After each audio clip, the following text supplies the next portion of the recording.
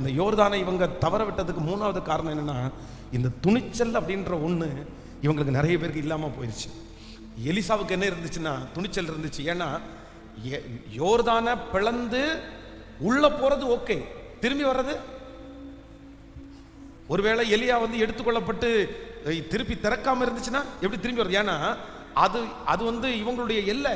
அதுக்கு மேல போனா அரெஸ்ட் ஆவாங்க. அதுக்கு மேல போனா தன்னுடைய சொந்த நாட்டுக்கு அவங்க வர முடியாது.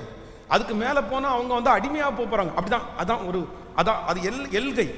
ஆனா யாருக்கு துணிச்சல் இருந்துச்சு அப்படின்னு சொன்னா, எலிசாவுக்கு என்ன இருந்துச்சு? பரவாயில்ல, என்ன நடந்தாலும் பரவாயில்ல. ஆனா யாருக்கு துணிச்சல் வரல அப்படின்னு சொன்னாங்க, இந்த 100 பேருக்கும் அந்த யோர்தானிலே கடக்கிறதுக்கு என்ன இல்லைன்னா துணிச்சல் இல்லை, விசுவாசம் இல்லை. இன்றைக்கு கர்த்தர் நமக்கு கிருபையா இந்த 94வது நாள் கர்த்தர் உங்களுக்கு என்ன தருவாருன்னா, சில இடத்துல நம்ம என்ன பண்ணி தான் ஆகணும்னா, எப்படி நின்று தான் ஆகணும். சத்தமா சொல்லுங்க, கேட்கல, பக்கத்தில் கையை பிடிச்சி சொல்லுங்க, ஒரு 3 பேரை பார்த்து, துணிச்சலா துணிஞ்சுதான் ஆகணும்.